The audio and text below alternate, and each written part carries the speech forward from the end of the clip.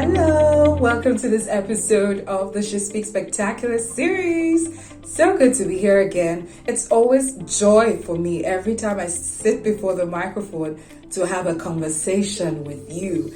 And today we will be having a mind-blowing conversation. I'm sure you've seen the title of the episode and you're like, girl, what is it this time?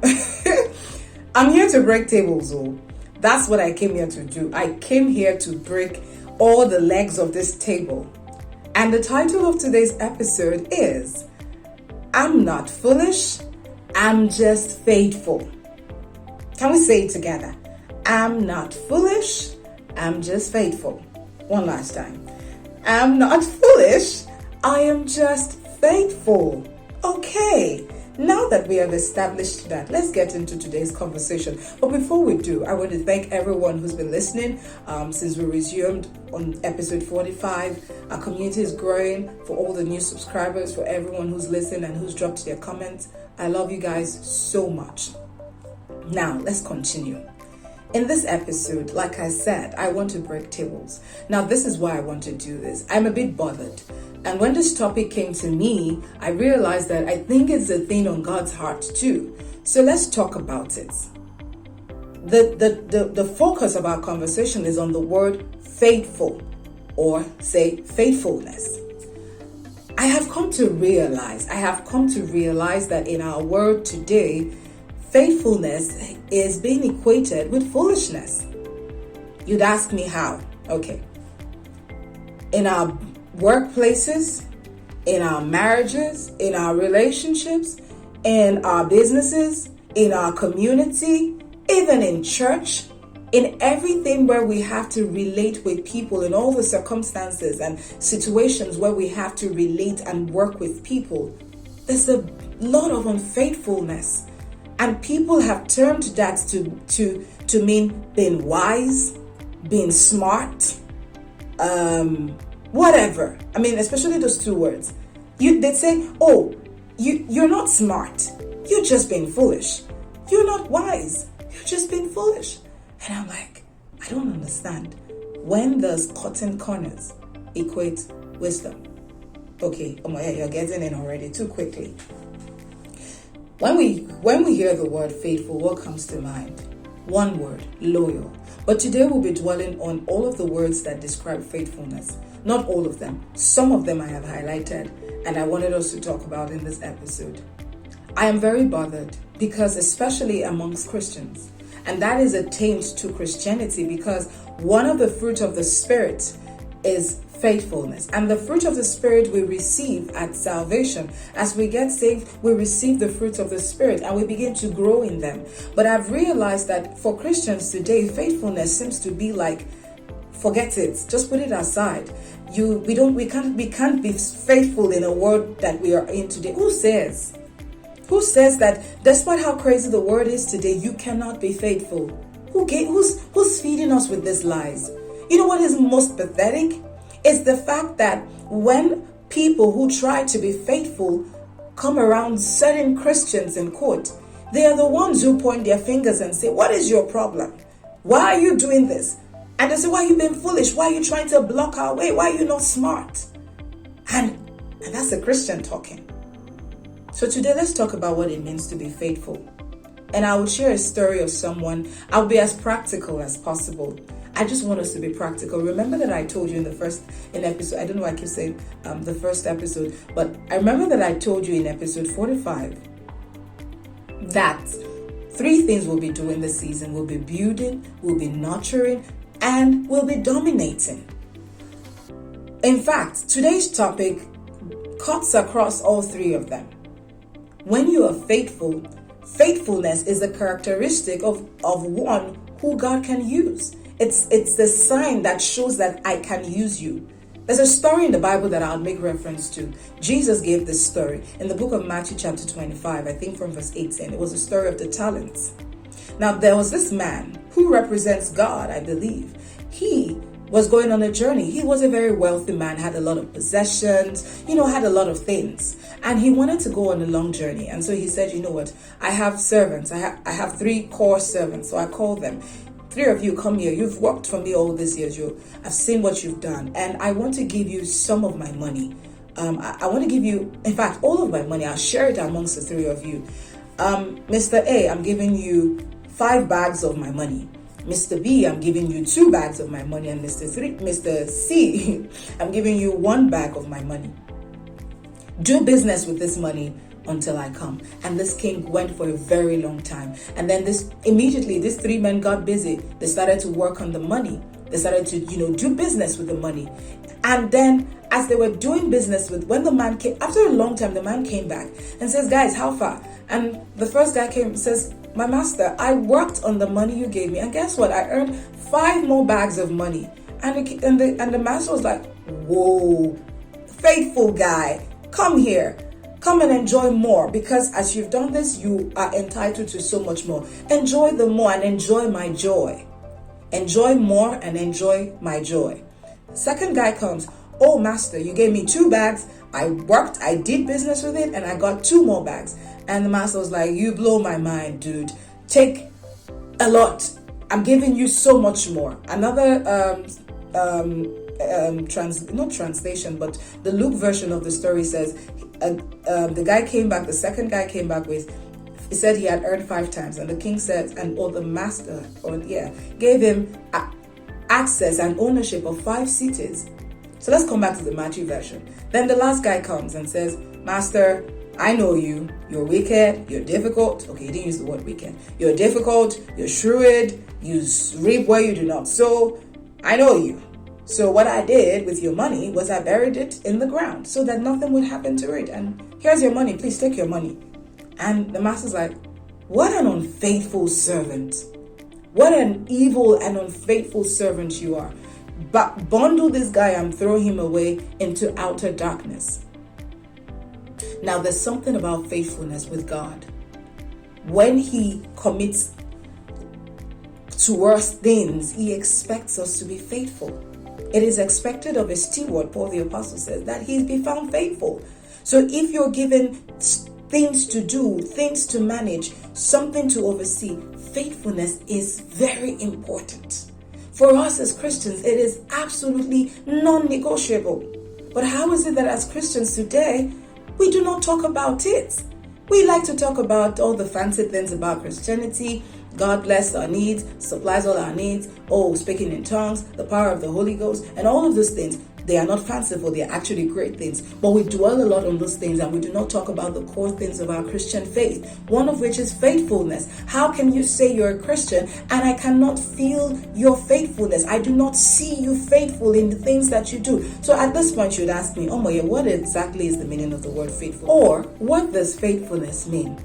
Or what is it? What does it mean to be faithful? What are the characteristics? What are the traits of being faithful? I'll say one core one is loyal, being loyal. Now, I'd ask you, and I mean, this is a reality check for all of us, you, myself, how loyal are we to the things that are committed to us? When this master was traveling, he gave them his money. They were his possession. And 2 of them were loyal. The other one wasn't. He buried the money in the earth. He was not okay, that's another word. Trustworthy. Being trustworthy is another synonym of the word faithful. Are you loyal? Are you trustworthy? Are you dependable in your relationship with your friends, with your spouse, or you're about to get married with that person you're in a relationship with? How loyal are you? How loyal are you? Are you loyal? It's a very important question. How dependable, how trustworthy are you? In the office, how loyal are you to the organization that employed you? Are you looking for ways to cheat the organization and you say it has been smart? Are you looking for ways to compromise and you say, oh, that's the only way we can survive in this world? Who told you that? Why are we like that? I'm saying this because it hurts me. In my small life, I have worked with a couple of organizations, and I have seen that it is the order of the day, especially amongst those who bear the tag Christian. World people can do whatever they want to do, but if you say you're a Christian, then I shouldn't expect you to begin to do things that do not represent faithfulness, integrity. you are not honest in what you say or do, people cannot trust you. Another word to describe being faithful is being true. Oh my God, this one in particular hits me. You look for every means to lie your way out of situations. You look for every means to lie your way into promotion or into getting something. And you think that that's been smart? You're defaming the name of God. You're not representing. You're not representing. And God is looking for people who represent. That's why He's giving us the fruit of the Spirit: love, joy, peace, gentleness, faithfulness, meekness, kindness, self-control. And the last one that I cannot remember. God is giving us all of this so that we can represent. Guys, we are the light of the world. But in our offices, people are wondering. Let me tell you, I was going to tell you stories. One story in my previous office, I was having a conversation with a colleague, and I was asking her, I said, I need to go somewhere on so day. I have this engagement with someone, and I'm supposed to be in the office. So I was trying to get her advice. How do I speak with my boss about this? And she says, how about you just tell him something else? You don't have to tell him that this is where you're going to. I was like, okay. That's a lie.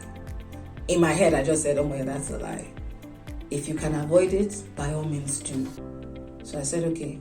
And then I thought for it. I just took some time to think. And I said, okay, instead of saying that, how about I just simply say, I have an engagement with someone and I want to go during my lunch hour break.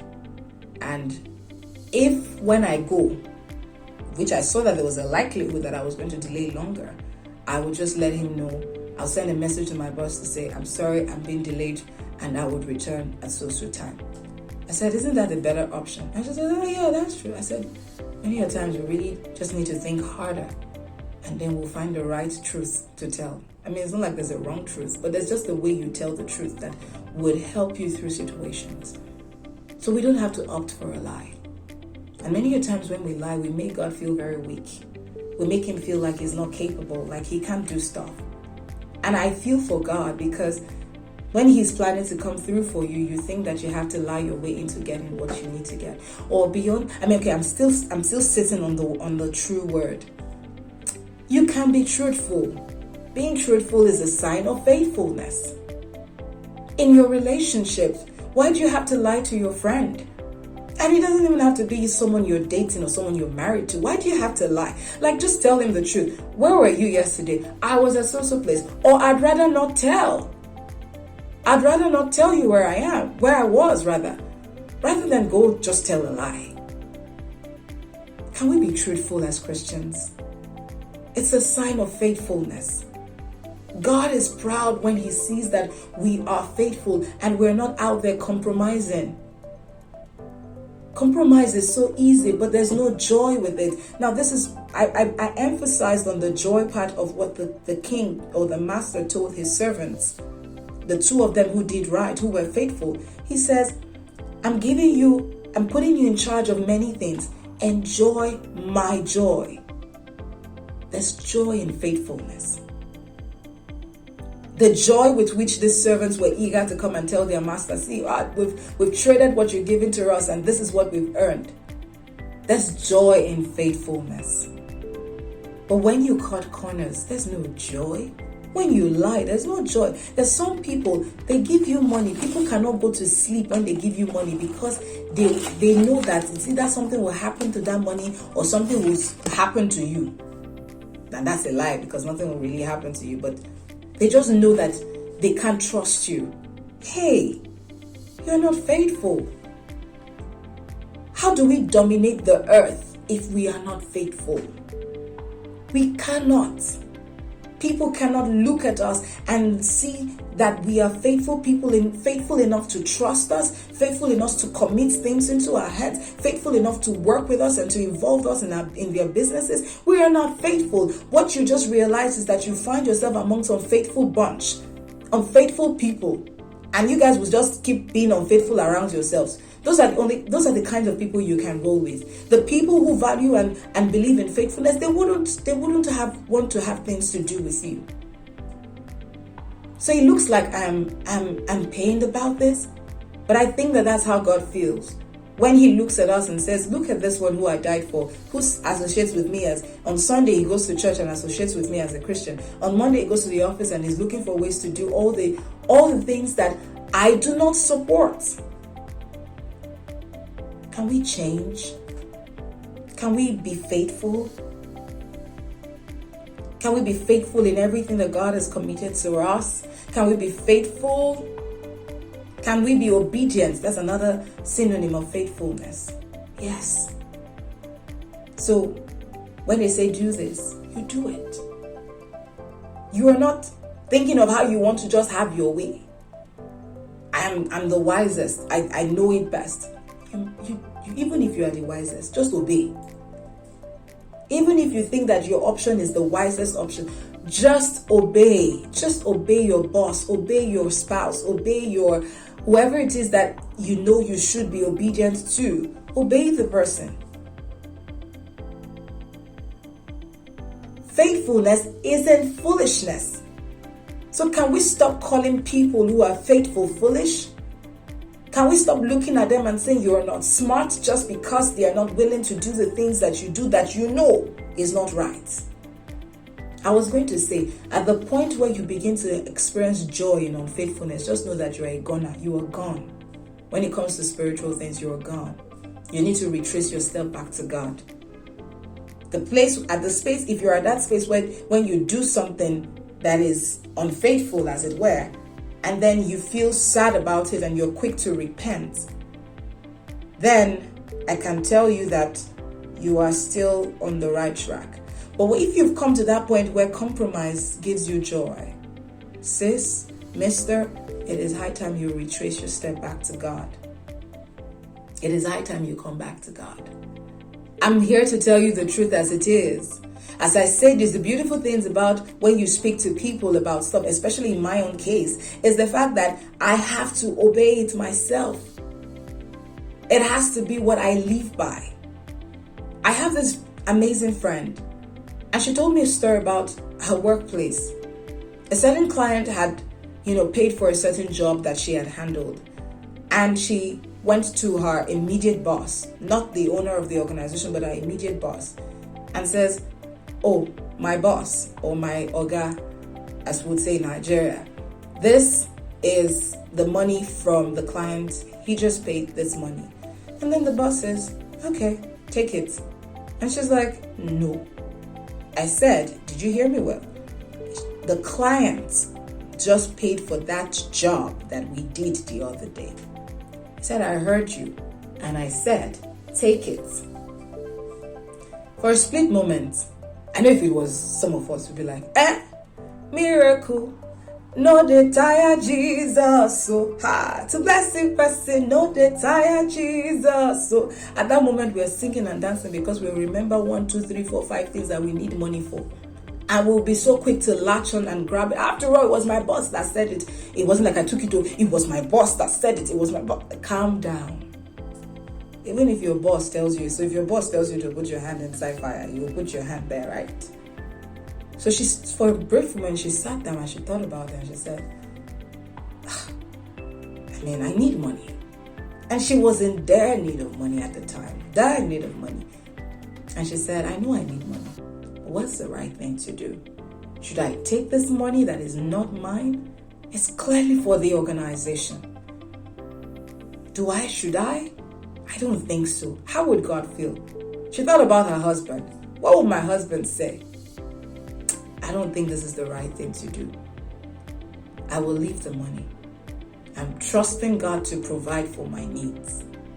And so she told her immediate boss.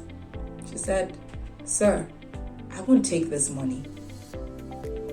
I don't need it. Let it be paid into the organization."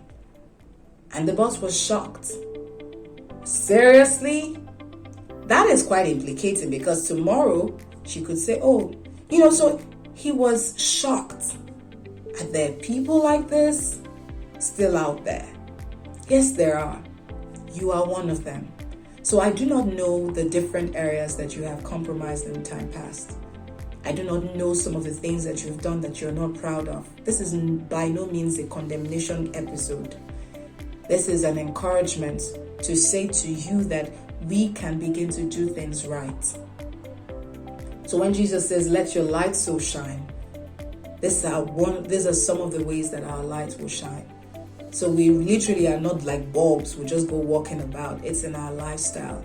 It's in the things that we do. It's in how we react. It's in how we act. So I'm not here to condemn you. Even myself, there was a time when there are times when I've messed up. So I'm not here to speak to you as a saint. I remember one of the first jobs that I did, I was pressured into compromising because it felt like that's what everybody was doing. It wasn't even to my benefit. But I had to aid people to get what they wanted. And I would go home and I would feel very bad. And I'll cry and I'll pray. I'm like, God, I don't want to do this anymore. This is not who I want to be known as. So the multitude may be doing it. So-called Christians may be doing it. But you are light. You are supposed to be the salt of the earth. Actually, you are the salt of the earth. So you should do things differently. So if you're going low on faithfulness and you feel like you need a refill, how about you pray about it? God, I need a refill of your faithfulness, or rather of the fruit of the Spirit that is faithfulness. I want to be more faithful in my dealings, in my relationship, in my attitude, in my speech, in everything that I do, everywhere I go, in my business. I don't have to cheat people to make profit. I can sell things with the right amount of profit and still have my needs met. It is not this job or the business that supplies my need. I think we need to come to that understanding, which is what the Holy Spirit is bringing me into. That is, it is God that supplies all my needs. So I will not have to lie my way to get privileges. I will not have to cut corners. And you know what is most funny? It's even in the church. People do these things in church. I think it's time for us to change our ways, okay? And resolve to say, I am not foolish. I am just faithful. Okay? This is our resolve. Until I come your way next time, I pray that God helps us. God gives us grace. It's crazy living in this world. I'm not here to lie to you, to tell you that, it's a jolly good thing. I mean, it's a beautiful experience. You don't have to combat with a lot of things. There are many cases where people have been in life-threatening situation and they think that compromising is the only way out. How about you trust God? How about you trust God? Because God still does miracles. How about you trust Him to come through for you at that moment when you know that you have nowhere else to turn? How about you trust God? There are people who have had to resort to prostitution in not the stand on the street kind of prostitution, maybe a more sophisticated kind, just because there was a dire need. How about you trust God and pray and trust Him to make a way and speak to the right people? I said in one of the episodes that support system is very important. Who do you have around you? Have the right people. Fellowship with the right people. Don't surround yourself with the people that make you think that compromise is the only way out. Please. This is one way that we can dominate the earth. This is one way we can establish the culture of God. This is one way that we can prosper. Look at these guys. They were faithful and then wealth came. They got 10 cities, 5 cities, more money. When you're faithful in the little that God has given to you, He'll give you more. You wonder why you're a bit stagnant? It's because you're not faithful. So again, we're not foolish. We're just being faithful. Okay? Thank you very much. I leave you in God's arms, and I pray that those arms care for you, carry you, be with you, protect you, shield you, and supply all your needs in the name of Jesus. Until I come your way again, God bless you. Bye.